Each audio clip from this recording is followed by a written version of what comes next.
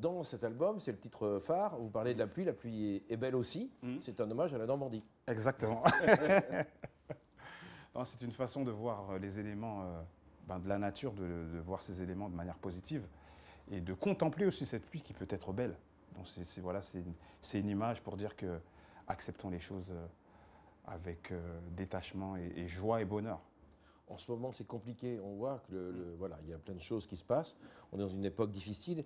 Et à la fois, vous et Christophe Maé, vous avez envie de nous éclairer, de nous faire du bien. On a envie de véhiculer des choses positives, des sourires, de l'amour, du partage. Et c'est ça qui nous fait avancer et qui nous donne de la joie. Voilà. Il est vrai que vous avez fait la première partie de Michael Jackson. Oui, c'est vrai. Avec votre groupe de gospel. Voilà, j'ai eu cette chance de faire cette première partie. C'est l'un des plus grands moments de ma vie en tant qu'artiste et c'était quelque chose d'extraordinaire. Est-ce qu'il était gentil avec les premières parties ou il s'en fichait complètement? On n'a pas vraiment eu l'occasion de parler avec lui, mais on a été vraiment chapeauté par son équipe et tout était super bien organisé. C'est vraiment un souvenir inoubliable. Quand on fait une première partie, on se dit que c'est à nous de chauffer la salle. Il n'y a pas vraiment de challenge. Hein. On se dit vraiment d'essayer de rester soi-même et voilà, donner de la bonne énergie.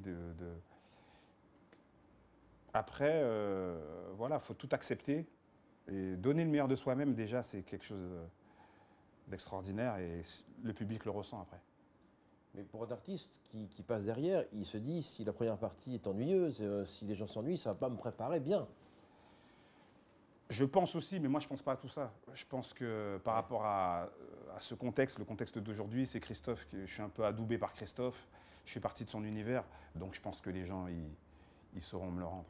Ça veut dire aussi que, oui, que lui se dit, c'est bien d'avoir quelqu'un dont je sais la probité, la teneur, etc. Il a confiance en vous. C'est vraiment une marque de confiance et j'ai envie de lui rendre l'appareil. Et c'est pour ça que je me suis bien préparé pour présenter mes chansons. Alors, vous avez un autre projet en ce moment. Vous avez coaché quelqu'un de très connu dans un film qui va sortir. Oui, c'est un film qui s'appelle The Eddie. C'est une série Netflix qui est réalisée par Damien Chazelle, qui est donc le réalisateur oscarisé qui a fait Whiplash, La La Land. Oui, qui était récompensé à Deauville pour nous, oui. Ah, exactement. Et j'ai eu l'occasion d'être le coach vocal de Tahar Rahim pendant cette série. J'ai pu assister au tournage, etc. C'était une super expérience aussi. Il a chanté alors? Il chante. C'est lui qui chante. Live, plan séquence. J'en dis pas plus, mais ce qu'il a fait, c'est prodigieux. On a travaillé, 5-6 mois ensemble, mais vraiment de manière acharnée. Et c'est un très très grand professionnel et il a su vraiment relever le défi. Pour vous, parce que vous aimez être coach, j'aime partager. Le partage dans tous ses moyens, que ce soit sur scène, que ce soit dans un zénith, dans un petit club comme le Caveau des Oubliettes à Paris, que ce soit des masterclass que j'anime. J'aime cette rencontre avec les gens. Et vous aimez transmettre votre savoir. Exactement. Vous allez chercher des notes bien haut. Oui, j'ai toujours... C'est du travail, ça? C'est du travail. Bon, c'est de l'hygiène de vie aussi. Mais j'ai toujours, quand j'ai commencé à chanter, je me calais vraiment sur les Temptations et sur le chanteur qui avait la voix de fossé, la voix de tête. Et naturellement, j'allais dans ces hauteurs-là et voilà, j'ai développé ça. Vos maîtres, justement, au niveau chant, vous pourriez citer? En numéro 1, Marvin Gaye. C'est comme mon père spirituel, voilà, sa sensibilité, tout. C'est quelqu'un qui me touche. J'aime beaucoup Donny Hathaway, j'aime Nat Cole, j'aime Chet Baker, j'aime Shirley Horn, qui est une chanteuse de jazz. J'aime beaucoup de gens. Mais numéro 1, Marvin. Ce soir, c'est pas la première fois que vous chantez aux Zénith de Caen. Hein? Oui, j'ai eu l'occasion de le faire avec Christophe. Et je faisais les backgrounds de Johnny Hallyday aussi. C'est pour ça que je me souviens, j'étais là. D'accord. Johnny Hallyday, grand souvenir? Ah, super souvenir. Super bonhomme et quelqu'un de très, très,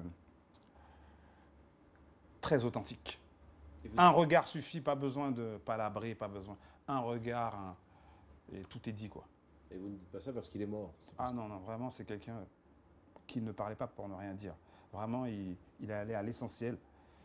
Et c'était une sacrée expérience de vie aussi de bosser avec lui. C'est étonnant parce qu'on le faisait souvent passer dans les médias, dans les imitations, pour quelqu'un Un peu bébête, etc. Pas du tout. Pas du tout. C'était quelqu'un de timide, réservé, et qui savait faire passer ses messages dans la communication non verbale. C'est bien aussi. Et à travers sa musique, bien sûr.